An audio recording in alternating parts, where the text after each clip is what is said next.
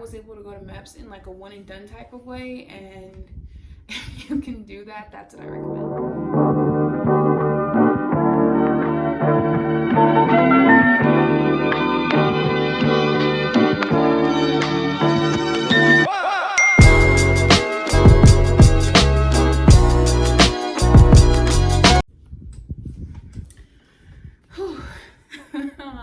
Wow, I don't know why I'm nervous. Okay.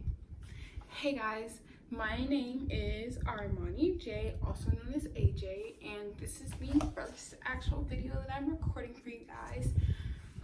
But it is my second video. And so for this video, what I really wanted to get into was my MEPS experience, exactly what happened there. MEPS is a little different for officer applicants versus enlisted. Like, my day was a lot shorter. Certain things I had to do that they didn't, the way I was treated, we'll get into that. So yeah, I just wanted to come on here and give a different perspective than what's normally shown. So first, a little bit about me. So the branch that I applied for, the branch that I wanted to get into was the Navy, and I actually did get into it. I'll actually make a video about that later. I'm still in college. I am commissioning as an officer, as I said before, but I'm in a special program called the NUPOC program. So you actually go to MEPS, but you don't swear in. So you just get the physical aspect done, but I will touch base on that a little bit later. My MEPS experience, let's get into it. That morning, I woke up around 4 o'clock. They're supposed to do a wake-up call. I never got one. Please set your alarm and do not be late. They do not play about that. So I woke up around 4 o'clock. For officer applicants, you do have to dress business casual, so you know, you're not just waking up and throwing on clothes. I did do my hair, try to look presentable. You can't wear makeup or anything like that, but you can look nice, and that's what my recruiter stressed to me, was looking nice. Like I said, no makeup. As far as underwear, especially for women, you need to make sure that you have underwear that covers your butt, or you will get disqualified during the like physical portion of it. So just make sure you adhere to that. I got like they're almost like spandex shorts, but they were cotton. They were boy shorts, so that's what I got because I knew that it would cover everything. Listen, better safe than sorry. So oh, also, so I was wearing dress shoes, but I made sure to get no-show socks because you do have to wear socks and wear closed-toed shoes, of course. But and last thing I will say, as far as clothing, this is mainly for women, and if you're dressing business casual as an officer, you're more likely to fall into this situation, but make sure that there's absolutely no cleavage. There's this one girl there, like, I promise you, y'all, her shirt was not even low, but they stressed it. She had to put a t-shirt on, or they were gonna make her go home. So yeah, so she had to look not the best all day. Her outfit was really cute. She was just business casual. She was the only other officer applicant from the Navy that I met there, but yeah. So you wake up around 4, you get ready. I believe we had to be downstairs by, it was either 4:30 or 4:45. I'm not exactly sure about the times, but they'll definitely let you know all of that. So we had breakfast, and this was during COVID, or well, COVID's still going on, but yeah, I did go to MEPS during COVID. So normally they have like this big breakfast bar that I heard and stuff like that, but I was not fortunate enough to get that. So we had like this pre-made breakfast almost, and so you go downstairs, you wait in this line, and they put your breakfast in like one of those little white to-go boxes, and it was just eggs, bacon, and like breakfast potatoes. But when I tell y'all, I wasn't eating meat at that time. I still don't eat bacon, but I wasn't eating meat, and the eggs were disgusting. The potatoes were disgusting. I don't know how you make water flavored eggs and potatoes, but that's what they tasted like. So I literally ate nothing, but it helped me out when it came to weight. So, you know, you win some, you lose some. So after that, they had you line up in 2 separate lines after you ate breakfast, of course. The first line was for if you were riding on one of the buses to go to MEPS, and the second line was if you're riding in your car. If you're riding in your car, they let you know to follow them. We waited in line for a while. Then after waiting in line, we finally went to our cars while the buses were loading up. Okay, so if you are driving, I do recommend trying to be at the front of the line because, of course, you don't want to get lost and not follow the bus, stuff like that. So I was fairly towards the front. I got me a nice little gym session. We drove there. It literally took like 5 minutes, definitely not over 10. It was really easy to get there. Yeah, so after, you will literally just follow the bus into the MEPS facility. Everyone will load out, You get to the front. This is where you're really able to tell that, like, you are with military people. They put you into 3 different lines when you get to the front of the MEPS building.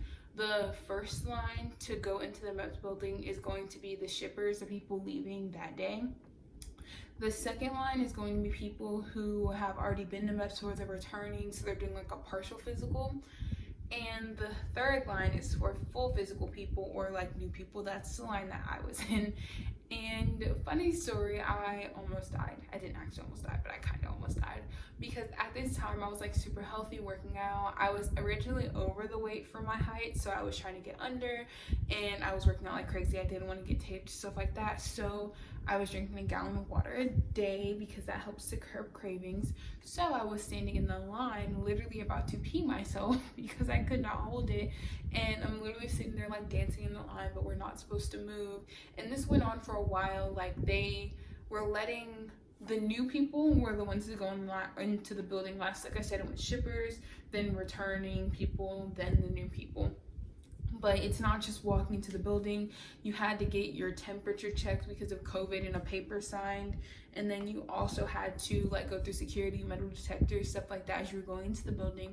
So it was taking a really long time, and I was about to pee my pants. But luckily, one of the worker guys there who was like yelling at people, he saw me. He was like, "Do you have to use the bathroom?" And I was like, "Yes." And he was like, "Next time speak up, don't suffer." So I got in, I went through security, and then I think I went straight to the bathroom after that.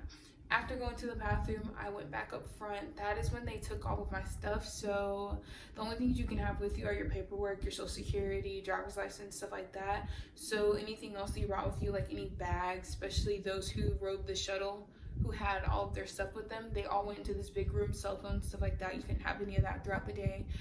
And so they locked that up in a room. They took my stuff. The next thing you do is go to your respective liaison office. So if you're Navy, you'll go Navy, Army goes Army, Marine goes Marine, Air Force goes Air Force, you get it. So I'm Navy, so I went to the Navy liaison office. And if you watched my first video, you would have seen that I actually was not in the system. So when I went to the liaison office, they go through everyone's name in alphabetical order, handing you your paperwork. You get like this thick file that you need, and they also do like a lunch count to see like what kind of lunch you want, vegetarian, turkey, ham. So they did the lunch count, and they go through to hand everyone their paperwork. Of course, I have no paperwork because I wasn't in the system. So they actually made me go back up front, which is where I got my name tag. Your name tag is super important. You don't want to lose it. That's how they keep track of what station you've been to, who you are, exactly what you need to get done. There's a bunch of like little codes on your name tag, and that tells them like everything they need to know. Looking at my name tag is how everyone knew I was an officer applicant. Then I came back to the liaison office, and they printed out my forms for me. Mind you, like I'm saying, like this stuff happens sequentially, but there was a lot of go to the office, wait, go to the liaison office, wait, so it's, you have to, they say like hurry up and wait. It really is true. Like you are hurrying up to wait on somebody else, and you better do it. Like, do it. So yeah, that wasn't that bad getting checked in. After that, I was finally getting somewhere, really going through like the MEPS process, I guess you can say. So yeah, I went back to the liaison office, got my little folder. There is this folder that you'll take with you throughout every station. I'll go over the stations later. I'm not exactly sure if I got it from the liaison office, or there's like a separate part of MEPS where all the medical stuff happens, like this door that you kind of go through. And I believe that you got the folder from your liaison office, but then you got like some other paperwork from the front desk over there. Make sure you keep up with exactly what they tell you to have that name tag in that folder. Those are your saving graces while you are at MEPS. Make sure you have those at all times. So the first station, I started my stuff almost immediately. The first place I went to was Vision. So for Vision, it was super easy. I mean, I have really good eyesight. It was your basic eye chart, read the lowest line you can see, stuff like that. They did the colorblind test, passed that obviously. They did a depth perception test, which was something that I don't think I've ever done before. Basically, you have like, I think it's like a 3x3 or 4x4 of these little black circles. You're looking down into a machine, obviously. And it's gonna get harder as you go on, but one circle is gonna look a little bit closer than the other ones, and you have to pick out which circle it is. it got a little difficult towards the end, but I don't think it was anything crazy. I think I still did well on it. So if I were you, I'd just look up pictures of it. Not that it's really anything that you need to study, but I tried to like look at as many resources as possible before I went to MEPS, just so nothing could catch me off guard and I knew exactly like what I was getting myself into. So then after doing those 3 things, after seeing my name tag, which like I said is super important, they saw that I was an officer candidate, and when you're an officer candidate you have to do an eye refraction test also, so that's an extra thing that I had to do. And so you basically look into this machine and there's like a balloon and you look at it. Honestly, I don't know what they're testing for. Well, they're testing eye refraction, I guess, but I don't know how they do it. But I know you look at the balloon.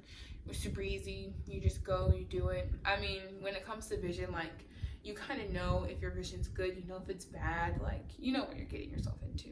So I got vision, I was cleared. I did realize while I was there that as an officer applicant, they were like a little bit nicer to me. They'd be like, oh, she's an officer applicant, she knows what she's doing, da da da. And I mean, I'm obviously Black. I was in Jacksonville MEPS, which is run by a lot of also Black people, so they were excited for me just to be an officer, someone high ranking in the military. So that was nice. They really were gassing my head up. They were excited for me. So yeah, I did get a little bit of special treatment, but it's also because I followed directions. So it made it seem like because I was an officer applicant, I kind of knew what I was doing, but really I was just very perceptive and paid attention to things. So okay, back into this. So after vision, I went into hearing. Hearing, you're in like this, almost looks like the back of a moving truck, the way you like walk into it. When I was there, the AC was out, so it was terrible being in a box with like 8 other people. Basically, you're putting on these headphones, and depending on which side you hear the sound on, you press a button. And in the beginning, it was pretty easy to distinguish. At the end, you did not know if you were hearing something, if you weren't hearing something, if it was the person next to you, if it wasn't. Listen, like, I actually had no idea if I passed that or if I failed it, but also like, hey, if I fail it, they're gonna let me know. They didn't say anything. She wrote off on my paper and I was good. But as a side note really quick, that same name tag that I told you, as you go through each station, they'll actually give you a sticker showing that like you went through that station. So like someone can look at you and be like, oh, you haven't done hearing yet, come on, let's go do this, da da da. So like I said, that thing is important. But so after hearing, I got that done, I got my paper signed off on, and I went in to get my blood pressure. So they had like this little table, you had one person on each side, one person was working the station, and it was like an automated machine. She'd cuff you, go to the next person, cuff them, look at your reading. I was super nervous, so she took my blood pressure 3 times. It was too high all 3 times. I tried to calm down, it did not work, but she told me, she was like, I know you're probably nervous, you know, you just got here. So she was basically like, we'll just have the doctor take your blood pressure manually when I did like my one-on-one physical exam. And so she just kind of, I didn't get signed off on that part obviously, but she just went ahead and let me go. So then after blood pressure, I actually got taken away with a group of other people to go get briefed. During this briefing is when they gave you a little tube for your breathalyzer test. You do have to take a breathalyzer. Don't go there drunk. It's not that hard. Don't drink the night before. It's mainly for people like I've heard shipping the next day, like don't get shit-faced. Pass the breathalyzer. It should be 0. But yeah, so you go to get briefed. They give you your breathalyzer tip because obviously it's not being reused. This is where you also get like a bunch of papers. It's where they're going to talk to you about fraudulent enlistment, where they will go through, and any body markings or any scars or anything you have on your body, any major ones, they want you to take note of them. So you'll go through and write all that down, any tattoos, stuff like that. And the main thing that I can say during this briefing is pay attention. Like they will literally tell you, don't move on to the next page until I tell you to. Don't fill in this section until we've gone over it. Like don't try to get ahead of the game. Wait until they clearly tell you the instructions and then do it, because it's going to make your life so much easier. They process a lot of people in MEPS, so they have a low tolerance for like just stupidity and ignorance and not paying attention in general, and you can tell that. They don't like having to repeat themselves, when the instructions are simple but specific. Like they have a certain way they want you to write your name, the way they want you to sign it, the way they want you to write the date. So just pay attention to those things and like just make it easier on yourselves and them. So the next thing, and I think I said this is also where they talk about fraudulent enlistment, you know, where they try to scare you.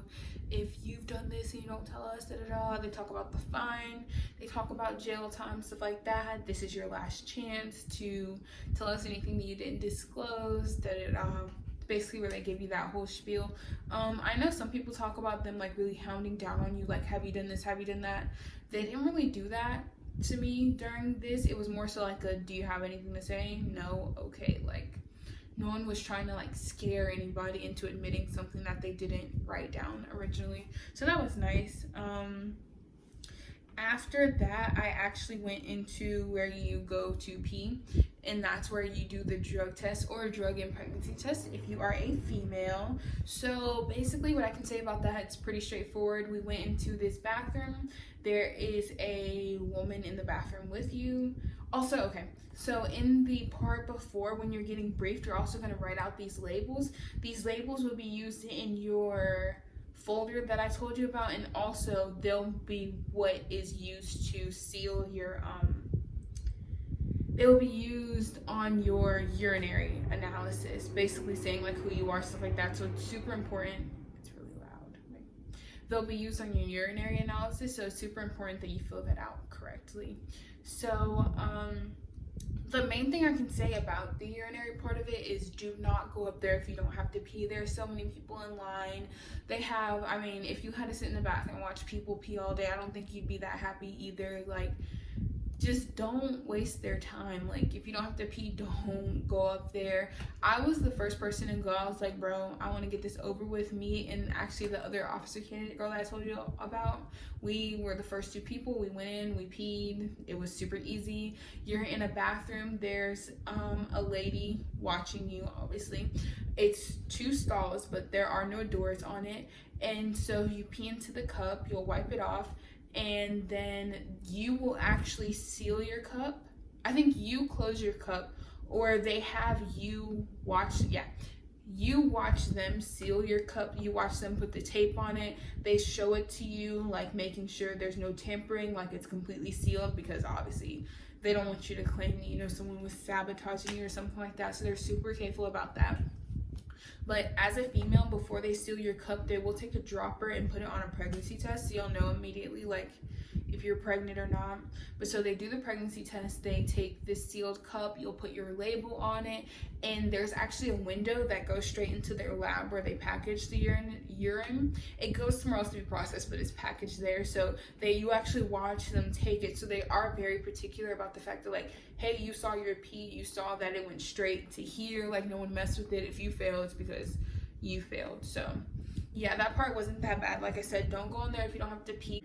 There are these other girls who I began talking to like during MEPS, and I remember I was waiting outside after my urinary analysis, and she came out and she was literally like, the lady was yelling at me, like I started crying because I couldn't pee, but she did explicitly say not to go in there if you couldn't pee. So like, listen, I don't know what to tell y'all, just please listen, it's not that hard. That was another case where they were like, oh, y'all are officer applicants, you know what you're doing, So they were, like I said, a little bit nicer to us than other people, but it was nothing major, just more so like a respect thing, I don't know. But so after that, I went out and I waited for a little bit, and then that's where I did my blood test. It took more than 1 prick for her to be able to get my blood. I know people talk about, oh, them being horrible, they stab you 1,000,000 times, It wasn't really like that. It's always hard for people to get my blood, so it didn't surprise me that it took her more than 1 prick, but that part was pretty easy. Took the blood, bandaged you up. Then that is where I went into my actual physical exam with the MEPS doctor. That's the one-on-one. You'll be wearing a gown. You'll strip completely down, so you'll have nothing on. And this is where the doctor will ask you one-on-one, like I believe they ask questions about mental health, about drugs, like if there's anything that you want to disclose, stuff like that. Like I said before, they did ask the questions that they're supposed to ask, but no one was like hounding me about it. No one was, did you do this, are you lying? Like, They asked the questions, I answered them, it was all no. And that was really about it. They also asked about any injuries that you may not have disclosed. The MEPS doctor did take my blood pressure again, and by then I was a little more calmed down, so I was able to, of course, have it where I needed it to be, so that ended up being perfectly fine. And then other than that, as a woman, it was a typical physical. They heard the stuff on your back, I mean your lungs, duh. They listened to that, felt your stomach, breast, looked at your vagina. They didn't touch it or anything like that, so that part was really simple, easy. Got that signed off, obviously. And then this is the part where I probably waited the most. Everything else was wait a little bit, go to the next thing, wait a little bit, go to the next thing. This is when I was waiting to do the actual height and weight and the actual like little exercise that they make you do. So I went to this room and there were only 2 of us in there, I believe, and they waited till there were about 6 of us to actually complete this part. So it was a pretty small group based on like what I've heard from other videos and stuff. But so we waited until enough girls were finished to go ahead and do the physical part. They had us, once we were all in there in the room, we went into like these little almost like showers at a pool, but they weren't showers, they were just benches in them, but that's how it was set up with like the sliding curtains and stuff like that. And so you went into there and you each had like your own little area, and that's where you stripped down again. You only had your folder with you, and at that point you were wearing a bra that like covered everything and underwear that covered everything. So we went out one by one. We did height and weight based off of whatever branch you were in. Everyone in mine passed it. No one had to be taped, so I've never seen that before. And then after that is when we all lined up in a row and we did all of the exercises, the duck walk, falling to your knees, stuff like that. If you guys do want me to do a separate video on all the exercises and how to properly execute them, I can do that. But honestly, as long as you can, I know a lot of people have bad knees, as long as you can fall to your knees on like hard ground and like without wincing, if you can take that impact and you can do the duck walk, like you'll be fine. But I will make that video if it is requested. After we completed that, that's when the same person who watched us do all the exercise and stuff like that, I believe there were 2 ladies in there, but one of the ladies, there's actually like a desk and a computer in that same room, and she went one by one and called all of our names, and that's when she entered our stuff in the system. At that point, that's the last station that you do at Jacksonville MEPS, so at that point you were done as far as like medical wise going. So you had to wait for her to enter everyone's information. You had to wait for her to enter everyone's information in the system. That did take a while, but then after that you get your folder back and you take it up to the front desk, I believe. So after doing that, they like rushed me to go have lunch because I had been there since like 6 o'clock in the morning, and by this point it was after 12 and they had not fed me yet.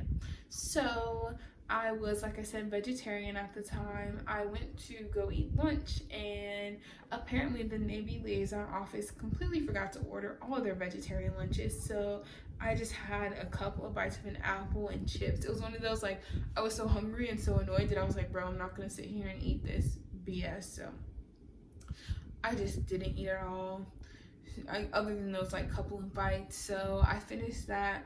I went back to the Navy liaison office, like asked them what I had left to do, and the one thing that they stressed was make sure that I go to get my fingerprints. So after that, I went to go get fingerprinted. They got all of that in the system, and I went back to the liaison office. That's when they told me basically that I was done. So they escorted me back to the room that had all of the like devices and stuff in it. That is when I went and got my phone and stuff, and then I was done. And I'd say I was out of MEPS about 1:30, so it really wasn't that bad. Overall, like, I can genuinely say the main takeaways are pay attention.